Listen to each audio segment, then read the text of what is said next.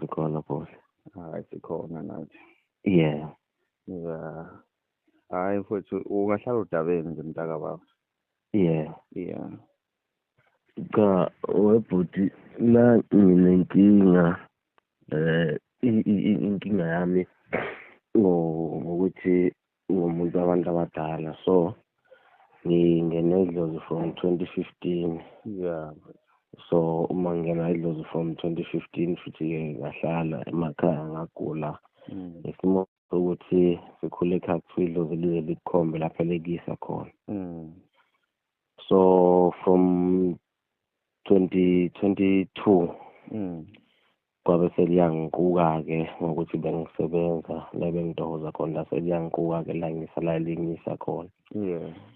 Manje ngokuthi bengibukela le show lo ukuthi ngiyafisa ukuncedakala ngesimo engingaphansi kwaso nesimo nezinto engibhekane nazo ezingazinhle kahle. Yeah.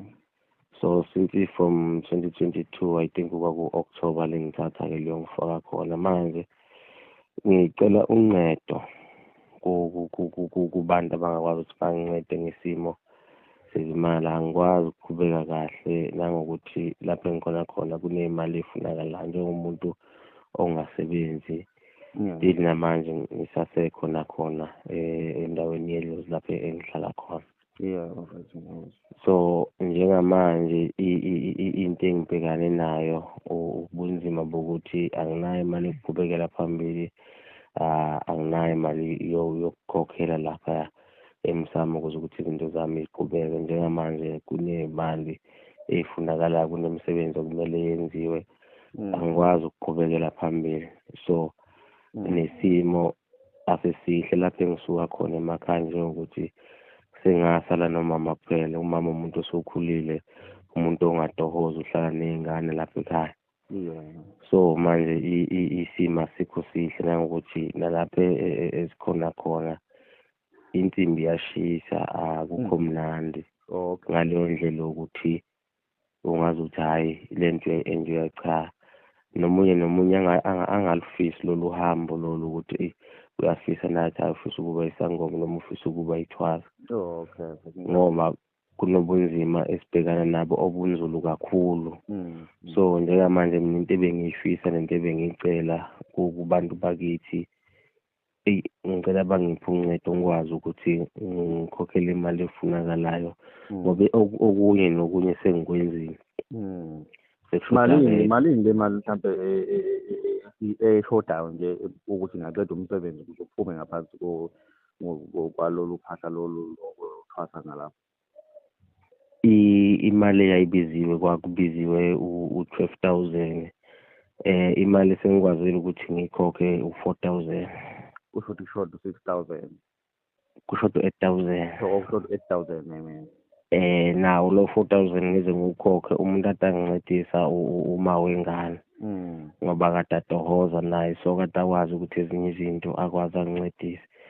So imali eshodayo ilo 8,000 ngikwazi ukuthi ngiqhubeke, ngikwazi ukuthi ngiphume ngaphansi kwalo phahla lolo lwentwaso. Okay. Because ngoba isimo ngiyakuzwa mfowethu, mhlawumbe nje iy'nkinga nje obhekane nazo mfowethu ngayini mhlawumbe nje obona ukuthi kunzima ngoba phela mhlawumbe ungangimentionela nje iy'nkinga nje obhekana nazo khona lapho-ke edlozini, mhlawumbe ey'dala ukuzibona ukuthi cha nje iyashisa into la. iy'nkinga bhuti ziningi, ngifuna ukukukhohlisa ngoba uye kufikele nemicabango engekho mihle ukuthi okokuqala nje isikhathi sokuphumula unaso. Yeah. Ulalo benyoni kumele uvuke ngabo-3 uma uvuka wenze lezo zinto. Emini wenza yonke into kumele uyenze. Isikhathi sokulala awunaso, uyolala late. Isikhathi sokuphumula kahle kahle awunaso. Yabo, kwenzakala ukuthi kumele ukuthi sokubizwa wena wenza nezinto ongayizelanga, ongathunywanga zona idlozi. Ngoba kuba buhlungu kakhulu ukuthi uthunywe idlozi, ukuthi idlozi hambe uthola usizo lapho. Uma sofika laphana lo sizo kumele ngabe uyalithola, awuzolithola ngale ndlela othunywe idlozi. usuwenza izinto ongathunyanga zona idlozi. Okay. Ngoba bengisasho futhi ngithi ngiyafisa ukuthi nomunye umuntu angayifisi le ndlela akenze ngoba nakho saphoqwa isimo noma aphoqwa yilona idlozi ukuthi cha seliyamgulisa noma lenze impawu ethile. Enye into futhi engingayisho kubantu bakithi laba bathi banamadlozi noma bangena abantu abadala, into ebalulekile ukuthi ungavele ube nokugula okuncane bese uthi idlozi. Into ebalulekile ifuna uqala uhambe isibhedlela ucheck-e yonke into ukuthi cha akukhona ukugula okusemzimbeni. After that bese siyalivumela-ke idlozi ukuthi hhayi sengiyanivumela-ke bogogo seningangena kumina nihlale nenze umsebenzi wenu. So ngoba kulukhuni bhuti angifuni ukukukhohlisa, insimbi iyashisa, ijoka esiphethe esithwele liyasinda indlela esihamba kuyona inamela. So manje okay, ngisafuna ukubuza la mfowethu ukuthi kahle ngathi awuthembini kahle ukuthi nawe mhlawumbe wangena ngephutha ukuthi uzohambe uyongena kwena noma kwakufanele vele uhambe uthwasa? Kwakufanele bhuti ngoba kahle ukuqala kwami ungena idlozi lingene ngimncane. From 2015 bengisondeza yona. Ngenza ngalokho kwasezayoni, ngenza kwasezayoni kwa-right nje yonke into yahamba kahle. So kwathi from 2022 zaqala-ke inkinga ngagula kwanempawu ukuthi hhayi nokunento eyenzakalayo ebusuku ungalali ngibona nje izinto kuyabo kube kanjalo noma ngisesontweni kube nezinto ey'vukayo but ngikhonjiswe ukuthi kunezinto ey'kusakasoka kanje okumele ukuthi ngizenze. After that la seliyangikhombisa ngabantu okumele ukuthi ngiyekubona. Lapho wayakhona wena wayakhona okwayo idlozi lakukhombisa ukuthi hambe uyothwasa la ukhona? Yebo idlozi langikhombisa ngoba lafika ephusheni. Kwafika ephusheni la seliyangikhombisa lathi indawo engizokwazi ukuthi ngithole kuyena ukuphila ngoba ngigula ileya ndawo. Okay. No, ngiyakuzwa mfowethu. Njengoba kade ngishilo nje mfowethu ukuthi abalaleli yabona udaba lakho njengami ngithathe nje into especial ngesimo sokuthi ubekile ukuthi njengamanje nje awukwazi ukuthi uzisho ukuthi ubani ngokuba isimo sakho la ngoba phela usase iphehlo yini? Uphehlweni bhuti, ephehlweni. So uyanqena ukuthi uvele ngizama ukucacisela ababukeli ukuthi thina vele ngokwethu sesithanda ukuthi udaba sishuthe ngoba abantu abathembi uma ukuthi abakuboni, uyabona umuntu bembone nangu lo muntu stage ayibona. So mfowethu into engayisho nje mina mfowethu ukuthi kubantu abanawo ukucacisela ababukeli ukuthi udaba lwakho luhamba kanjani. Ngizama ukubacacisela ukuthi udaba lwakho luhamba kanjani, yingani sikudonsa kwi-call, yingani siyakwazanga ukukushutha, uyayibona into efana nayo because lokhu siyaqala ukukwenza. So ake siqhubeke-ke mfowethu, siqhubeke nalo daba.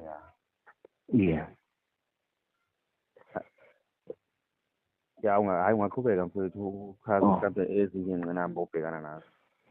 So ngoba bengisasho ngithi isizathu senza ukuthi ngize ngicele bhuti ingoba kwatoho kuyabheda, angitohozi manje ngishona le uthola ukuthi mhlambe kunzima kakhulu because nesimo sasekhaya asikho sihle kahle. Umndeni awusekho ekhaya, sengasala nomama nje nabantwana ababili abancane. So manje kuba nzima kakhulu ukuthi ezinye izinto ngigcine sengikwazi ukuthi mama kukuthi ngokuthi nami sengikhulile, so akekho umuntu esengikwazi ukuthi ngikhale kuyena. Isona sizathu senza ukuthi ngize ngimbhalele lisho ukuthi kubantu nakubabukeli ngicela ukuthi bangixhase ngikwazi ukuthi ngikhiphele imali ngoba into ebalulekile nento enzulu kakhulu ukuthi ngikwazi ukuthi ngikhiphele imali kaGovele ngoba omunye umuntu usuke mhlawumbe angathembi ukuthi hayi lo muntu ngiyamkhipha nganalutho angasayibuyisi le mali yami ngoba nakho noma ngayikhipha le mali kumele ukuthi uhlanganise ezinye izinto zokuthi uma sebakuhambisa kube nezinto ey'thengwayo.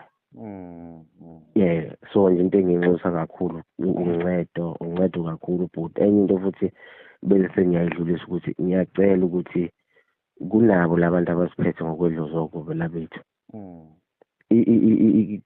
bangenzi sengathi lento yokuthiwa sesibhizinisi, bangenzi lento esengathi benza nje ngoba phela edlozini into yokuqala bhuti awufiki unemali. Edlozini awufiki ufumbethe uyisiguli. Edlozini ungaba nayo imali bese uthi imali uma unganayo bese idlozi liyakukhipha. Into enginxusa kakhulu uzama ukunxusa ukuthi ena mhlambe njengoba mhlambe sokukhona okuncane wakukhipha mhlambe kube kuyenzeka ukuthi phela anti idlozi vele nawe fanele ikusebenzele phela. Yebo. Uma uthemba umsebenzi wakho akakukhiphe-ke nawe uhambe uyosebenza. Uma ususebenza uzobe sokwazi ukuthi ubuyise imali. Uzama ukubeka kanjalo mfowethu. Ngizama ukubeka kanjalo impela. Okay mfowethu, hayi ngiyakuzwa kahle. Abantwana uhle unabantwana abangaka abantwana bakho abasekhaya? Abantwana basekhaya bayi-2 bhuti. Bawu-2 abantwana?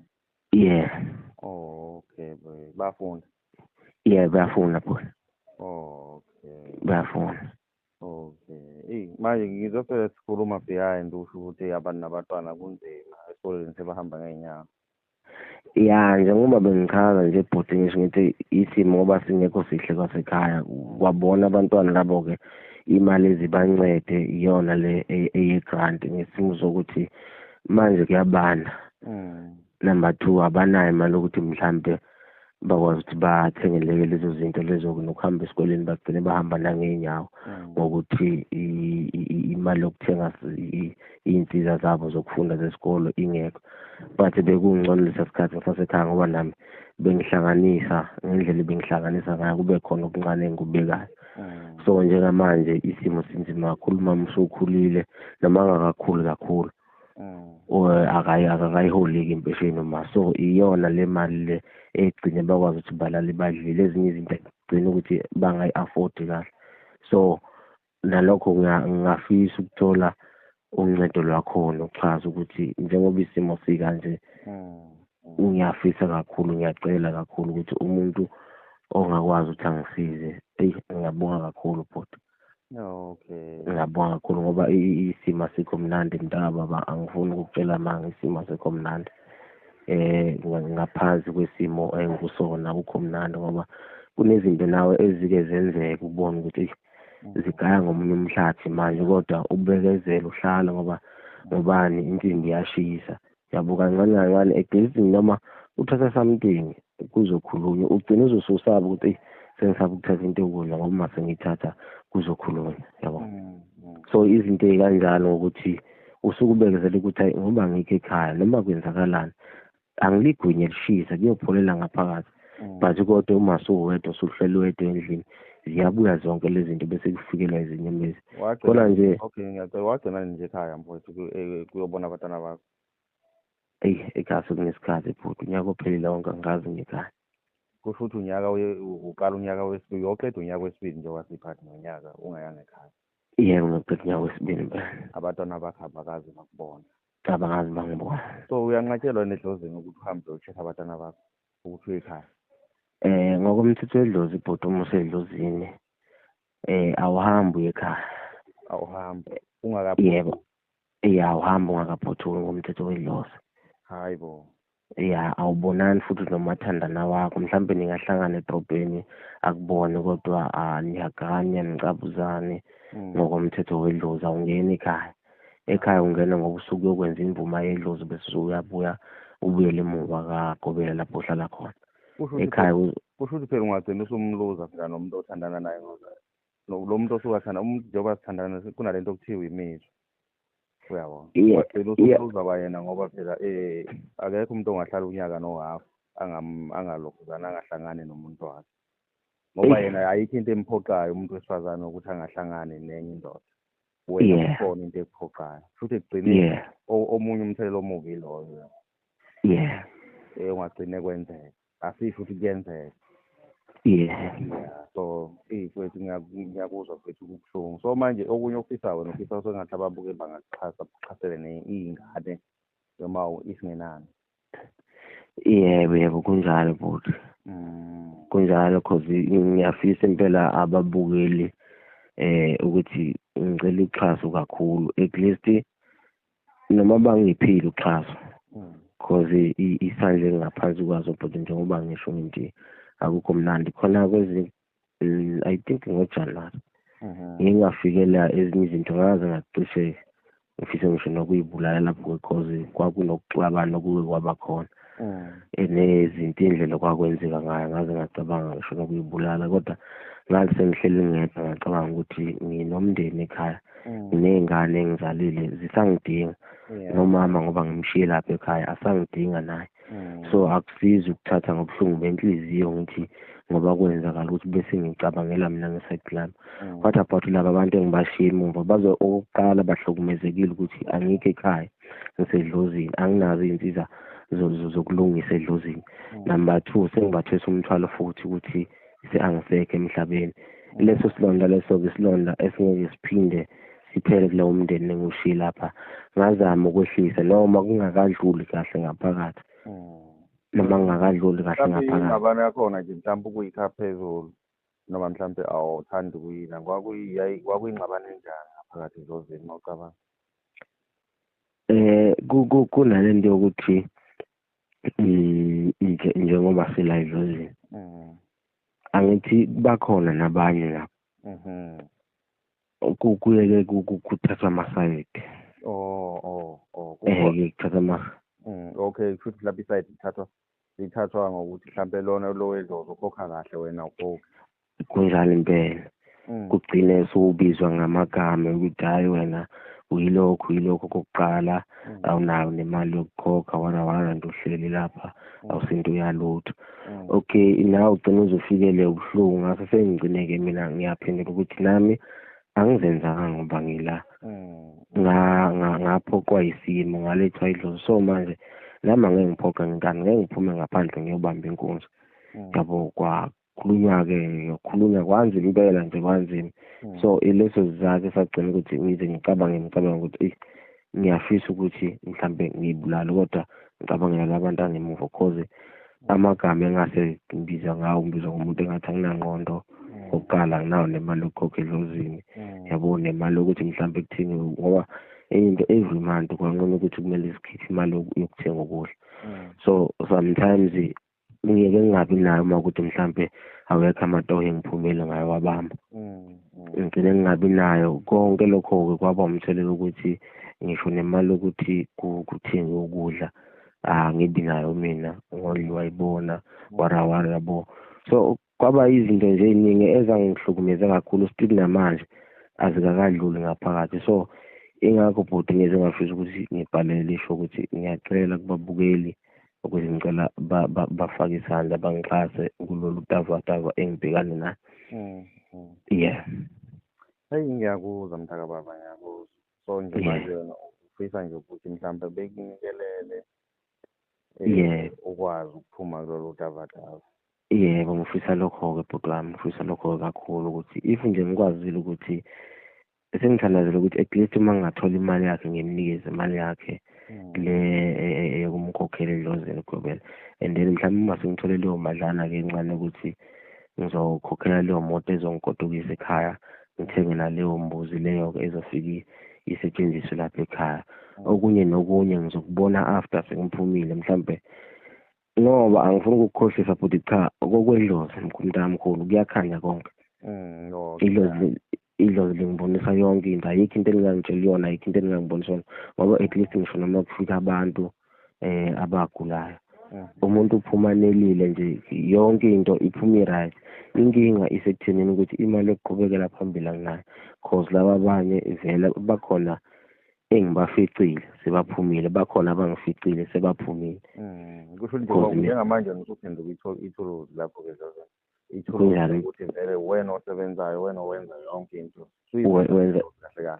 wenza yonke into bhuti, yonke into bhuti. Ekugcineni kodwa wena ufuna ukuthi konke lokho usukwenza usiza abantu lapho, akumkhokheli umnikazi lo osuke ethwasile. Uyabona? Yeah. Isimo nje ngibhekane naso njengamanje leso ukuthi angikwazi ukuqhubekela phambili ngesimo sokuthi kwanaye ufuna imali yakhe engingazi ukuthi ngizoyithathaphi, kubani, kanjani.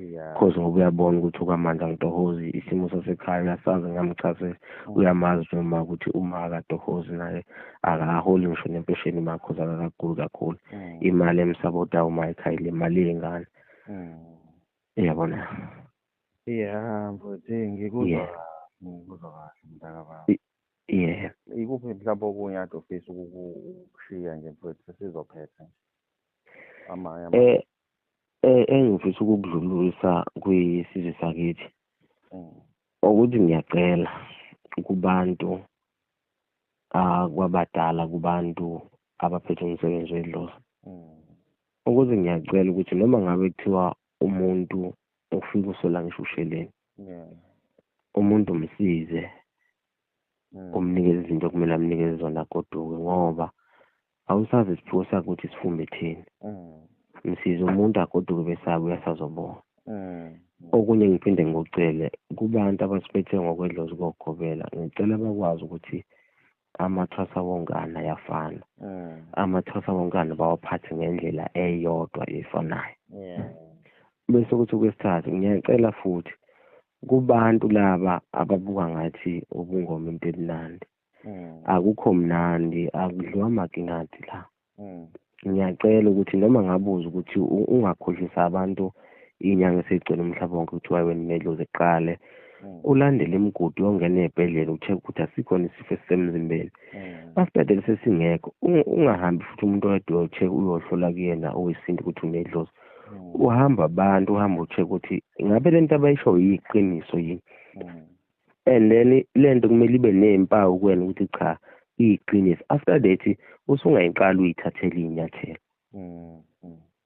yebo boy no ngikuzwa kahle yeah mhlawumbe singenza kanjani ukuthi kuze bakuthole noma mhlawumbe uyangena ukushiya inamba yakho la ngazi uzokwenza kanjani because ufuna ushiya inamba yakho la ukuze abantu bazokwazi ukuthi bekuxhume uma bekufuna yeah ungashiya inamba yakho noma inamba eseceleni abangayazi bona hayi inamba anginankinga but nayo ngingayishiya inamba yami okay inamba bangakuthola kuyo inamba bangangithola kuyona ithi 081 yeah 88 yeah 092 yeah 75 okay yeah hayi no ngikuzwa kahle mntaka baba yeah sengathi ungasizakala mntaka baba hayi ngiyabonga but nami ngifisa kanjalo ukuthi ngathi ngingasizakala impela but okay hayi siyabonga siyabonga boss yeah